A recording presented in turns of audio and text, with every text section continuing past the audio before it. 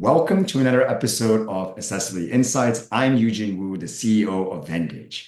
Venngage is the only design tool in the market that exports ADA compliant PDFs and other formats. So if you're tired of remediating your PDFs and you want to start creating accessible documents from the start, try Venngage. You can sign up for free. Right. Let's begin today's podcast with an introduction. We have Sandi Gauder, an experienced web developer and educator for over 20 years. Sandi is the co-founder of CMS Web Solutions, where for the past 10 years, she's been building accessible websites, ensuring design code and content meet the WCAG or WCAG accessibility guidelines. Sandi has developed curriculum and taught web content and social media accessibility at Mohawk College and is part of the Accessible Media Production Graduate Certificate Program. She's also a member of Accessibility Consulting, a collection of digital accessibility educators. Welcome, Sandi. Thank you. It's great to be here. Thanks for the invite. Cool. So let's start from the beginning of your journey. How did you start your journey into accessibility? Well, it started many years ago, probably 10 or 12 years ago. We were a web development company. And at the time, we had a client who was delivering training for the customer service standard for the AODA, the Accessibility for Ontarians with Disability Act. And she called us up one day and said, "Hey, we need to get together for a coffee. You need to know about this stuff." And we weren't familiar with the legislation. The whole idea of accessible websites was just a whole new concept to us. And she said, you got to get on board with this. And we did that. We left that meeting and completely shifted our focus to building accessible websites. We were building standards compliant websites at that time. So like HTML standard, not WCAG standards. So the shift was, it wasn't an overnight shift, but it was certainly easy enough to say, okay, yeah, I get this. They're standards. We need to do things in a certain way. And at that time, we were using a proprietary content management system that went by the wayside, and we shifted into WordPress and started getting into building accessible WordPress themes from scratch. So that's kind of how the website of things came to be. It was just, we were lucky to have a client that pointed us in the right direction, and we were forever grateful for her. That's great. That first customer that you had, now was that a government, or was it someone in higher ed? And I'm just curious because usually those are the types of customers who are aware of AODA or WCAG or any other legislation around accessibility. She was an accessibility consultant, and she had come out of the not-for-profit sector. We had known her for many, many years when she was working in the not-for-profit sector, and the organization she was working for at that time did pay attention to accessibility. It was a government-sponsored organization. So, yeah, she was aware of making things accessible from, wheelchair user perspective, and somebody who might use sign language, but not so much on the digital side. So she knew about the legislation on the customer service standard side. And it was in effect at that time. It was the one that was taking off. Everybody needed to get the training done. And so that was what she was doing. So she was a consultant, one person, basically, with a couple of staff to help her. So yeah, unusual because she wasn't a large organization. She was the one teaching the large organizations all about this legislation that they had no idea about.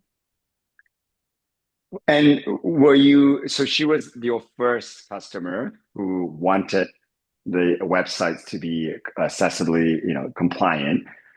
Did you then subsequently get more of these same type of customers who also wanted the accessibility compliant, sites that were accessibility compliant, or did that sort of shift to you pushing clients to, kind of adopt accessibility standards? Yeah, most of the onus came onto us. I mean, we have at that time there were organizations that came to us specifically looking for accessible websites, but they were few and far between. And Okay. we were totally bought in. We were sold. It was absolutely the right thing to do. There was no going back for us.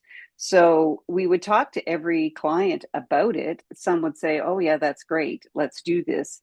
But for the most part, we were building accessible websites for them, whether they liked it or not, whether they knew it or not.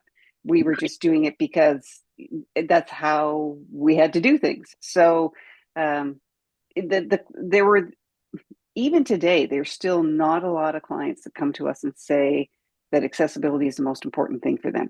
It's still a sell. It's still a tough sell, even with all the legislation that is out there, the Mhm. AODA in Ontario or the Accessible Canada Act that's going to start coming into effect here, legislation in the US, in Europe, wherever. It's it, until you can show people, like actually demonstrate the issues that get created when you don't have an accessible website, they just don't seem to get it. And if they don't get it, they're not going to buy into it. And if Mhm. they don't buy into it, it's not going to happen. So it's still a sales process to try and convince people that this is the right thing to do. It's been a challenge all these years. It's I don't know what it's like for It's you trying to so, convince your customers that accessibility is important. If you figured out the secret to getting them to buy in, I would love to know. well, aside from regulatory, legislative pressures, like the ones that we have right now in the U.S. and Canada, it's a hard sell. I would agree, and that's why I mentioned it's mainly for governments. The customers who come to us for accessibility are mainly governments and higher ed, which I guess is Mm, kind of like a government because they're the higher eds who are funded by government and right. in Yeah. some capacity. Um, you mentioned a really interesting point about developing accessible websites, whether the client asks for it or not, and that kind of gets into like the whole universal design principles of just Hmm. design once for everyone. Can you give us a Right. little bit more detail there? What does that work and look like developing these maybe it's developing templates that are used by all your customers and they're all accessible. Yeah, give us a little bit more details on what goes on there. Sure. So when we first started getting into web development, even before we heard about this whole accessible web thing, um, uh, I read a book called "Don't Make Me Think," and it has become my Okay. Bible by Steve Krug. And it's that same thing. You know, we've always come at websites from the point of view of the customer, not the client, because clients like to control things. So, what makes it easy for a client to use a website? And so, how do they find things? Is it easy to find things? Is it easy to navigate? Is it well structured? You know, is it logical? All that kind of stuff. So, that philosophy has always been part of the sites that we build. So as we started building, especially with WordPress, when we started getting into WordPress and building custom WordPress themes, yes, there's repeatable elements that we use over and over again. Navigation doesn't generally change. So if you've built Right. accessible navigation, you use it over and over again. You Right. change the colors, font might be a bit different, but the structure doesn't change. Lots of elements like accordion, collapsible contents. You Right. design it once, you can use it over and over again. So there's a bit of upfront work the first time you create something unusual, if you're not using something like a plugin. But then once you've done it, you can use it over and over again. And when we have those meetings at the beginning of a project with a client, and they say, "Oh, but I want this, and I want this, and I want this," and Right. you explain to them that that might not be such a good idea. Um, Sometimes you can convince them when you position it around accessibility. Sometimes you have to say, "No, well, studies say people don't use carousels; they don't go past the first slide, so don't waste your time. It's you might like it, but the people coming to your website aren't really excited about it, so don't bother with it." And it keeps it simple. So it's always been a combination of building out elements that are reusable and convincing clients that some things just aren't such a good idea to do because of a number of reasons. And what if a client says, no, I don't want, so do you have instances where your clients are not interested in accessibility at all? Like they're like, yeah, it doesn't apply to me. And, and do you still give them an accessible site? How does that work? Give them, it's not unusual for clients to say, yeah, I don't care. It doesn't matter to me. It's not, we don't meet the AODA requirements. We're smaller than 50 people, whatever. And within that scope, we will deliver an accessible website as much as possible. But if they ask for something that we know is not going to be accessible, or they don't want to pay for the time and resources to make that thing accessible, we will get them to sign off and say, I agree that you are going to build something that is not going to be accessible. So the responsibility goes back to them. It's not us. They have to take responsibility for their choices. Okay. Those must be pretty uncomfortable conversations. Yeah, they are. And they're frustrating and they're disappointing, but what are you going to do? The client gets what the client wants. And we do our best to try to convince them that we're not building it for the client. We're building it for the client's clients. And when they get that, it becomes an easier conversation. Okay. So let's talk about WordPress. So you've been working on WordPress for a long time. What are some of the unique challenges that WordPress has as a CMS when it comes to accessibility? Well, there's two parts to any platform, really. There's the what gets produced, like the actual website, the public facing, and then the back end, the administrative side of things. WordPress, for anybody that's opened up the WordPress admin, there is a lot going on in there. And it can be challenging for all sorts of users. People who are not technically savvy, for sure, are going to struggle to find things. Somebody who relies on assistive technology, like a screen reader, it becomes even more challenging. So the back end administration is not necessarily as accessible as it could be for some users. The public facing part is, I think, probably where more of the danger, if I could use that word, lies, because there are so many themes and there are so many plugins, whether they're paid or free, and people just pick and choose. They just, that looks like it's going to solve a problem. I'll add it. I'll do this one. I'll use that theme, whatever. But there's no guarantee that any of that stuff is going to generate or create an accessible website. And that's, I think, the big gotcha with something like WordPress is, unless you are aware of what to look for, how to check it, I think that's part of the reason why we still have so many websites out there that are not accessible. Something like 30 or 40% of websites on the planet run on WordPress. But those people that are building those sites are not necessarily familiar with accessibility, even the basic principles. So, that's probably the biggest catch is, if you are determined to build a site on WordPress, and I'm not dissing WordPress, it's a great platform. We've used it for many, many years for a reason. And you want it to be accessible, you need to know some basics and you need to know what to look for. Yeah, although I do know that WordPress now has like a accessibility day. They are spreading the word. I don't know if you're involved in that at all, or you have been involved in that in the past. Yes, I have actually. Yeah, I spoke last year, and my husband is on the organizing committee. So yes, very familiar with WordPress Accessibility Day. That's great. That's great. So we use, our blog is on WordPress. This disclosure there, and it did take us, I would say, it's significant effort to make it accessible. And I really, I can empathize with all the plugins, that comment about the plugins. When we were trying to look for an email opt-in plugin, where opt into a newsletter. Right. We really struggled. Like everyone we looked at just didn't work. They worked, but they were not accessible. And I don't know what we ended up with, but but it was very challenging. A lot of the lead forms that we needed for marketing were also not accessible.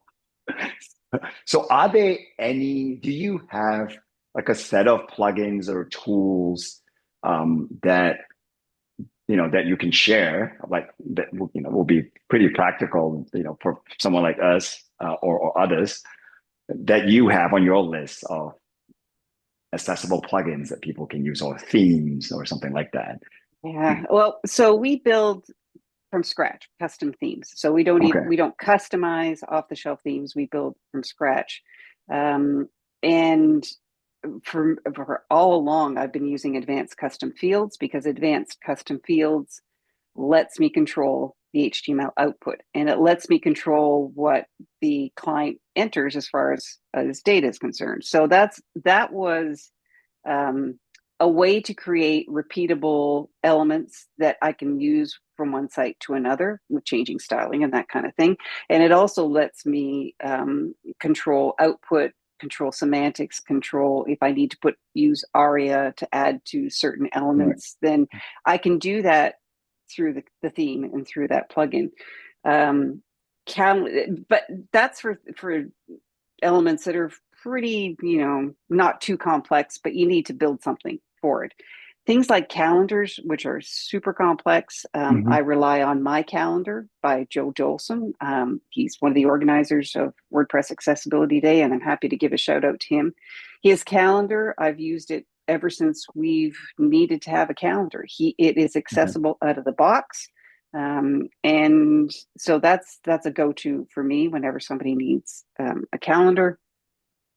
And there's a couple of checkers that you can use as plugins on your site to check for accessibility. One's by Equalize Digital. I think it's actually called Accessibility Checker plugin, which is really great for it. Every page or post that you edit in WordPress, it gives you a score to say this is accessible, this is not, and these are the reasons why it isn't. So you can fix it before you actually publish a new post or page.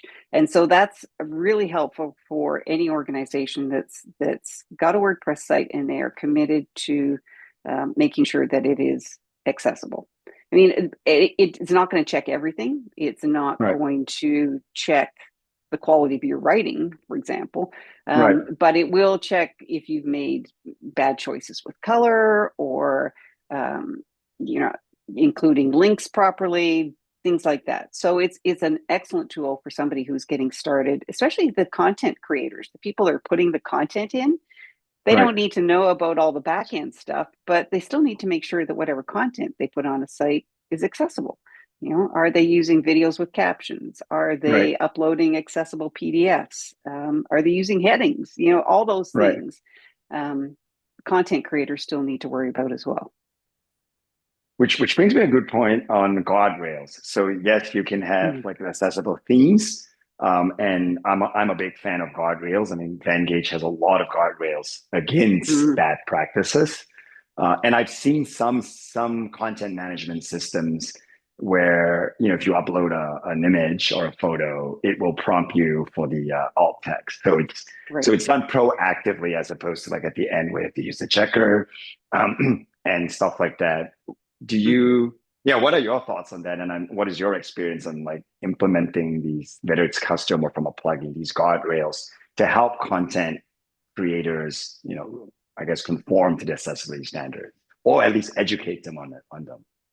I'm all in. I think they are a great way. I mean, we have so many things we have to think about every day when we're doing our job.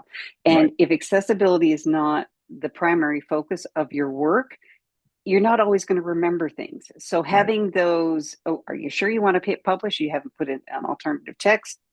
I think those are excellent tools. Color checkers for contrast, all great tools. I think as long as those tools,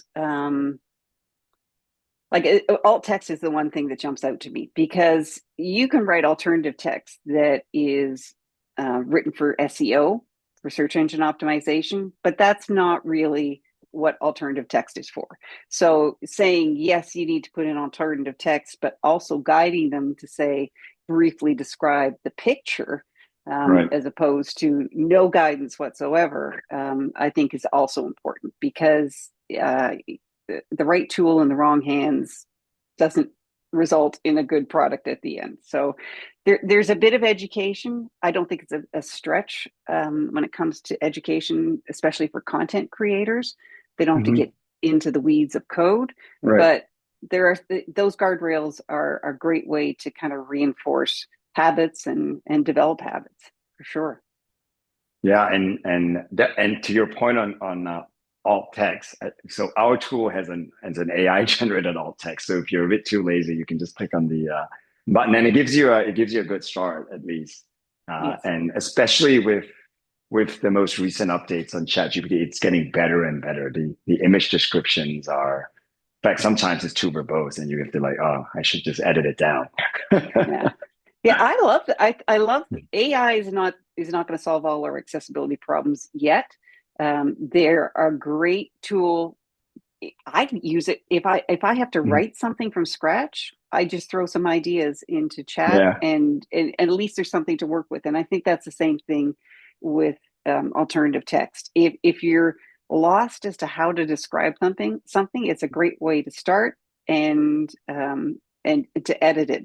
Same thing with transcripts. If you're doing audio or video recordings, most of the tools now will give you a transcript. It's AI generated, but they're getting so much better at being accurate. So that the process of checking that transcript for accuracy is not as onerous as sitting here and typing the whole conversation out from scratch. So AI has a lot of powerful tools, but you still need somebody to intervene and say, yes, that's accurate, or no, it's not, or I need to edit it. Yeah, I always say like if it gets you 80% of the way, like that's and Exactly. sometimes if it's something small like an alt text, it may be like 95% of the way, and you may like change a word or do a small edit. So yeah. Let's shift to another topic. You also work as a professor at Mohawk College. Tell us a little bit about your work there, and what you teach. What do you teach at Mohawk? So unfortunately, I don't teach at Mohawk any longer. The program was canceled, but a colleague referred me to the program coordinator at Mohawk. They were putting together this brand new postgraduate certificate on digital accessibility, and they needed somebody to take care of the web and social media course and deliver the content. So I developed the curriculum for them and taught for 5 years, the full 5 years that the program ran. Unfortunately, it was canceled a few years ago. So that was sad. But many of the educators that were teaching in that program, had PDF experts and video experts, captioning, anything to do with digital accessibility. Many of us have reformed as a collective so that we can continue this education process outside of the college and university system. So delivering workshops either on broad general understanding around digital accessibility or very specific depending on what people need. Okay. And are you still involved in teaching? Do you teaching about accessibility at the moment? Definitely, yes. So it's either through workshops. I do workshops either on my own or with colleagues from the collective, speaking at conferences, and doing a fair bit of micro coaching, consulting, whatever you want to call it, for design agencies, marketing agencies. I have a client right now. They're just in the process of building a site and they want to make sure it's accessible. So going through that whole initial design stage, is the design accessible? And so teaching them how to solve the problems without solving the problems for them. So instead of calling us up and say, can you audit this?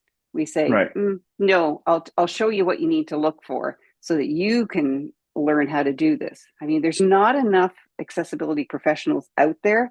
So we need to teach as many people as possible, whatever their skill set is, how to do it accessibly. So that's kind of been the focus over the last probably 2 or 3 years, actually, is shifting more to teaching people how to do the job instead of doing the job for them.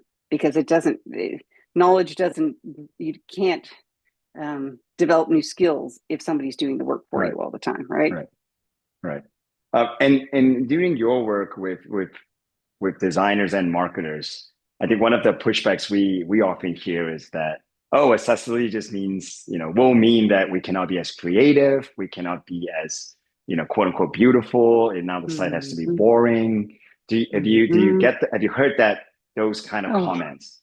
how many times have I heard those comments? Many, many, many, many times. But I'm sure. it's my answer or my response always is designers are trained to work within constraints.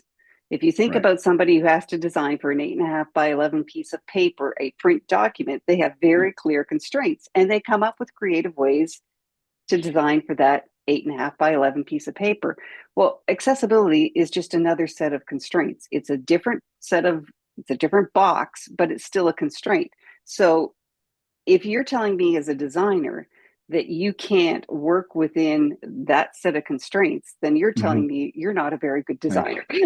Right. I mean, I don't say that to them, but that's really essentially what they're saying to me is that it's not about um, they can't solve the problem of working within these constraints. They don't want to. Right. Or they don't understand why it's so important to do it. And it goes back to the earlier part of the conversation. If until you get people to buy into the importance of this, you're never going to get a commitment. They're not going to be sold. They're not going to buy Right. in. They're not going to change their process or their habits for Right. sure.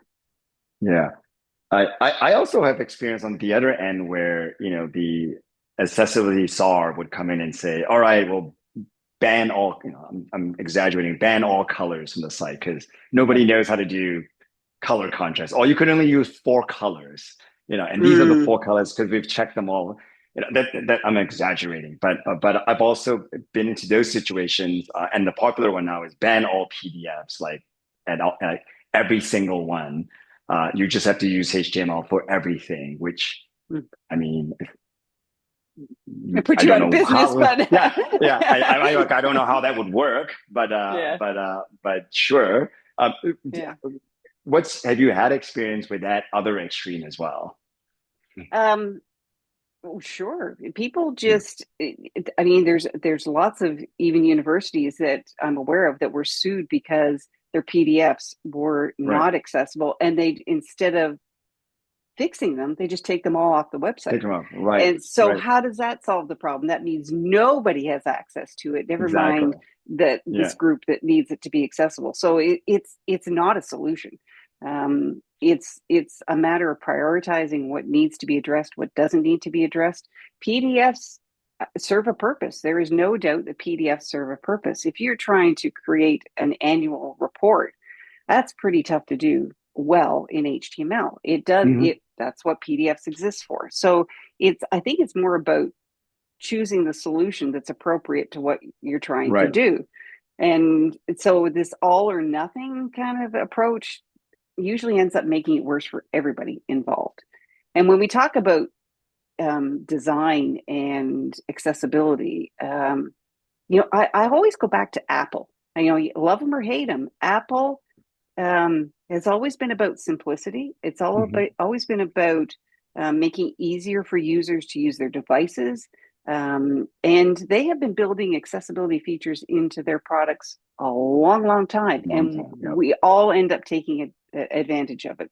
We all use Siri to talk to get things done. But Siri's really, when you think about it, an assistive support. Right. It's an accessibility feature, but we all use it. Captions on videos. How many times do you turn the captions on? Because I don't understand people who speak Scottish, and I watch a lot of British TV, so I need captions to Right. understand. But they're not designed for people like me who can hear. They're designed for people who can't hear.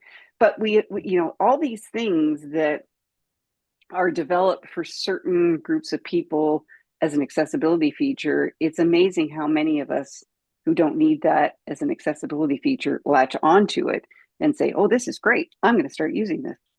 It's making my life easier. Wow. Yeah, exactly. It's making all our lives easier. And I think that's kind of the end goal. We've got so many battles in this world. Why do we have to put a battle in front of us when we're trying to use a website? I totally agree with you. And those are great examples of universal design. I also use Mhm. captions all the time. It doesn't matter, like just whatever language I'm using captions. Yeah. It's just Yeah, easier to watch that way. I don't have to like increase the volume to a crazy amount. exactly. Uh, so you recently started a podcast. That's what I heard. Yeah. Can you tell us a little bit about it? Sure, I'd love to. So, a colleague of mine, David Best, and I, we have been having near weekly conversations probably for about 3 years now. And I finally convinced him to take these conversations and turn them into a podcast because there's always something in those conversations that make you go, hadn't thought about that. Right. David is blind. He's been blind since he was a teenager. So getting his perspective in these conversations has always been, well, it's useful for me because of the work that I do, but it's also as a human being, it's just like, oh, wow, I had never thought of that. So we had our first episode released in beginning of September. Our second episode is coming out October the 1st. So we're doing a monthly podcast, Practical Accessibility Insights, and it's intended to be that. It's conversations with guests, usually focused on a specific topic, and we try to leave our listeners with something practical at the end that they can go do that's not going to cost them a lot of time or money. It's easy Okay. for them to do just to kind of reinforce the whole idea around accessibility and incorporating it into the work that you do every day. That's great. Yeah, I think the practical part is the part that I think is really interesting. That I do follow a bunch of other accessibility podcasts. Some of them are really technical. They go into like, the HTML, the CSS, Yeah. area, or if it's PDF related, a lot of the technical aspects of the Mm-hmm. tags and whatnot. It's and the audience is very, very small. It's really people who already know about accessibility. And Yes. and and, I, and I'm assuming this one is intended for a much broader audience. Absolutely. It is absolutely, because you're right. There are accessibility conferences, all sorts of them. And I've attended many of them, whether they're virtual or in person. And most of the people there are in the field. And Right. that doesn't get the knowledge spread outside of it. So I'm a firm believer in speaking to the people who don't live in this space to get them to come in and join us. And so, yes, it's mostly for people who might be a business owner, small business owner, or could be running an organization, or the person responsible within an organization for making sure that things are accessible. So it's not necessarily the technical crowd that we're trying to talk to in this Okay. podcast. It's more getting people to understand what it's all about and why it's not as scary as they might think it is. Very cool. Now, aside from following your podcast, are there any other podcasts, newsletters, or people you would Mm-hmm. recommend, our audience or in general follow uh, to learn a little bit more about accessibility? Sure. There's a couple of newsletters that I get, weekly or monthly newsletters, that are probably skewed a bit more for the technical folk. There's one that's called A11Y Weekly.com. So Okay. A11Y Weekly.com. That's a great newsletter. It's all they kind of curate different articles that have been published over the week around accessibility. WebAIM, Right. WEBAIM.org, has a great newsletter, also an amazing resource for the technical, mostly technical folk. For anybody listening who is social media, I think actually you've already, Matisse Nellis, Yeah, you've yeah. been on her I've been podcast, on I believe. podcasts. Yeah, yeah. Yes. So Lattes she's and PR. Yeah. PR, yeah. And so Yeah. her PR and lattes, and Fans lattes. That's her right. Yeah. is it's focused on um, public relations, social media. But it's the reason I like what she does is because she's focusing on the content creators, and we Right. underestimate the importance of content creators. It's the web content accessibility guidelines, and we as developers can create accessible structure, but if the content you put in there is not accessible, Right. if it's not an accessible PDF, If it's not an accessible infographic, if there's no headings to your content, then it's not an accessible website. Right. So that's why I like hers, because she comes at it from kind of the content perspective, which is so important. That's a great point. Focusing on the content creator. Too many of us, including me, are focused on the accessibility community, on the professionals who already know, but they're not the end users. They're not the ones creating the content. They're more like either gatekeepers or, like you said, developers who are sort of facilitating that process. I do think more of us should be focusing on the content creators and actually expanding the message to a wider audience, and especially to them. Yes, absolutely. Cool. All right, we're gonna, we're at the end of our podcast. I just want to give you an opportunity to, if someone wants to find out about how to contact you or your company, CMS Web Solutions, what's the best way? You kind of mentioned you weren't that much in social media.